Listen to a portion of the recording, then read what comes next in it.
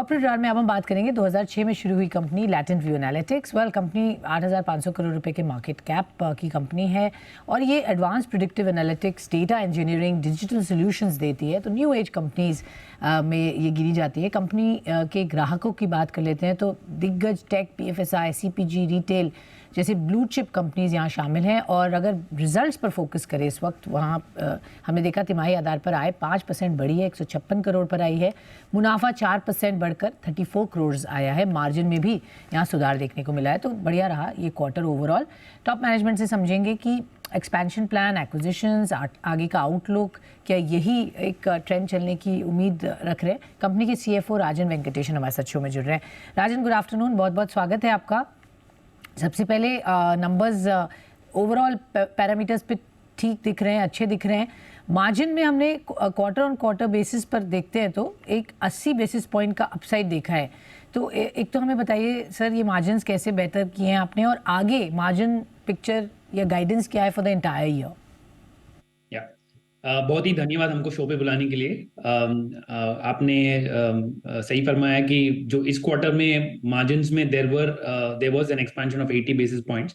तो इसके जो बिगेस्ट कंट्रीब्यूटर्स देखेंगे तो एक तो है हमारा there is a certain level of revenue growth which we have managed to clock in this quarter, right. So there is some operating leverage जो आता है रेवेन्यू एक्सपेंशन की वजह से।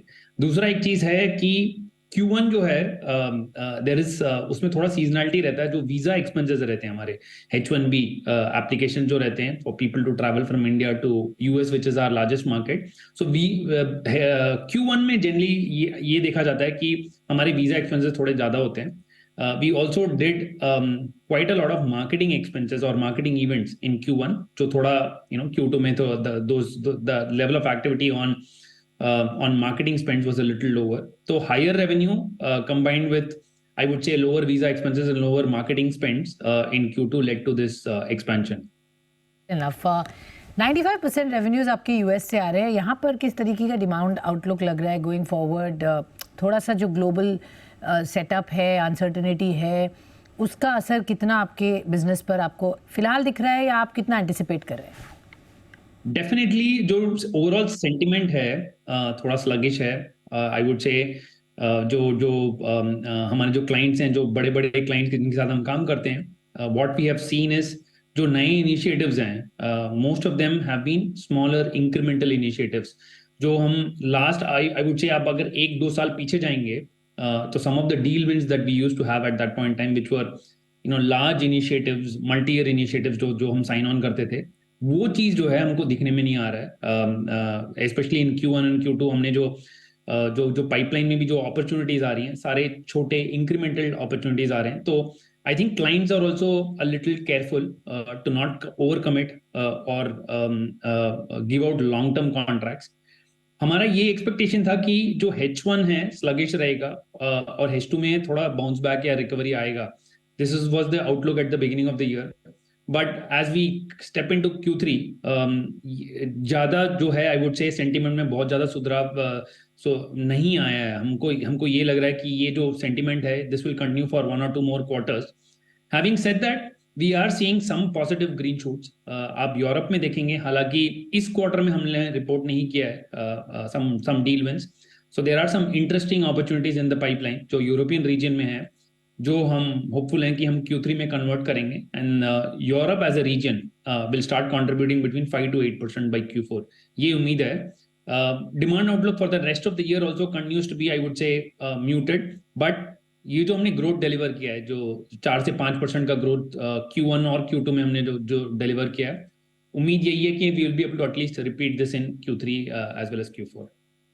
थोड़ा सा कॉशियस अप्रोच है बट आप कह रहे हैं कि मेंटेन कर पाएंगे। ग्रीन शूट्स दिख रहे हैं, यूरोप मार्केट अच्छा यहाँ पर आपको अपॉर्चुनिटी दे रहा है, वहाँ कुछ डील विंस भी आप एक्सपेक्ट कर रहे हैं। ऑल राइट, एक्सपेंशन प्लान्स क्या है दूसरे रीजन्स को लेकर? अगर मैं डेटा एनालिटिक्स के बारे में स्पेसिफिकली बात करूँ तो देखिए, जो एक्सपेंशंस का सवाल है, आई वुड से टेक्नोलॉजी में हमारा बहुत ज़्यादा फोकस रहा है हिस्टोरिकली। टेक्नोलॉजी ऑलमोस्ट 70% कंट्रीब्यूट करता है हमारे ओवरऑल रेवेन्यू में। बट CPG और रिटेल ऐसे 2 स्पेसेस हैं जहाँ पे हमको ऐसे लगता है कि हमको we need to over invest and expand our presence in these 2 verticals. Historically ये जो 2 वर्टिकल्स रहे हैं, ये काफ़ी ज़्यादा स्पेंड भी करते हैं अपार्ट फ्रॉम BFSI। तो जो एक्सपेंशन की बात करेंगे तो हम जो इनऑर्गेनिक ग्रोथ या एक्विजिशन की बात करें तो वो भी जो है हमारे इन एरियाज में रहेंगे जहाँ जहाँ पे कंपनीज का फोकस CPG रिटेल में रहेगा। हमारी ये द कोशिश ये रहेगी कि on a overall basis CPG and retail should become the second largest vertical for us in the coming year. और जो हमारा जो इन्वेस्टमेंट स्ट्रैटेजी भी रहेगा वो इस वर्टिकल में हमको एक्सपैंड करने के लिए रहेगा। CPG रिटेल, ये आपके प्रॉमिसिंग एरियाज है।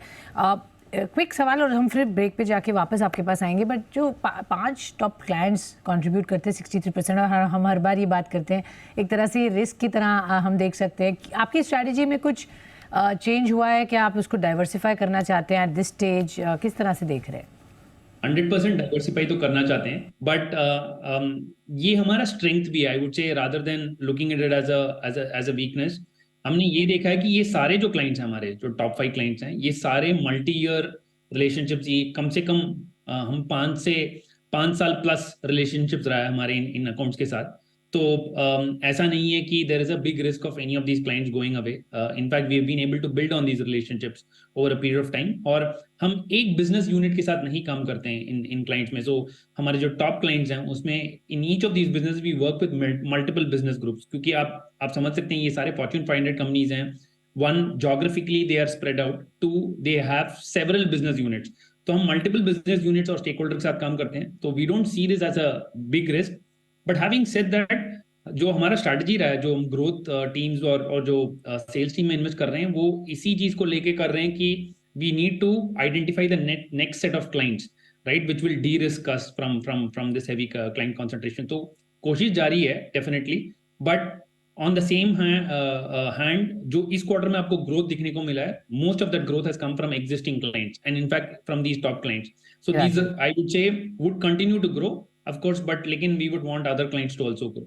राजन, आपसे हम जो बातचीत कर रहे थे ओवरऑल नंबर्स पर, मैं ये जानना चाहूँगी, डील विंस की आप बात कर रहे थे, आपने कहा यूरोप में थोड़े ग्रीन शूट्स दिख रहे हैं, थोड़ा सा हमें डिटेल्स दीजिए। इस वक्त डील पाइपलाइन कैसी है, कौन से प्रॉमिसिंग सेक्टर्स हैं, कहाँ पर आपको लग रहा है कि आपकी अपॉर्चुनिटी बड़ी है? यूरोप में तो बताया, बट वर्टिकल वाइज अगेन अभी फिलहाल तो technology still continues to be the strongest in terms of the overall pipeline, I would से।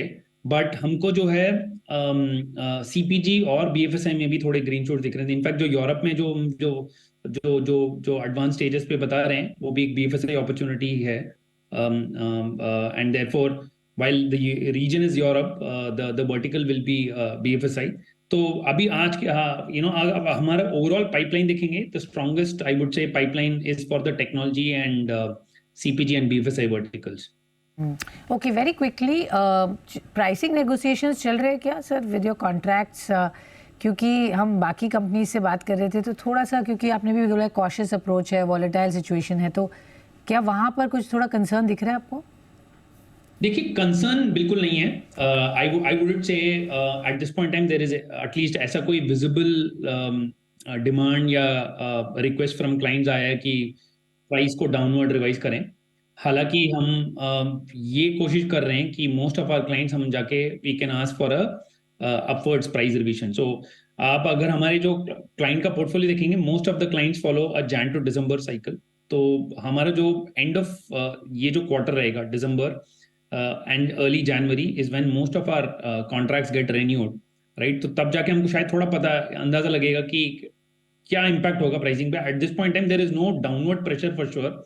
In fact we are trying to negotiate price upwards. Since last year भी आप देखेंगे हमने प्राइस रिविजन नहीं लिया था, तो इस साल हमारा ये कोशिश रहेगा कि we increase prices across most of our clients. Sure. So यहाँ पर प्राइस अपवर्ड्स के ही अगर ट्रेंड्स है तो दिख रहे हैं, इतना कुछ कंसर्न नहीं है प्राइसिंग को लेकर। बहुत बहुत शुक्रिया राजन हमसे जुड़ने के लिए और बताने के लिए नंबर्स पर आपका व्यू और आगे किस तरीके का है आउटलुक कंपनी।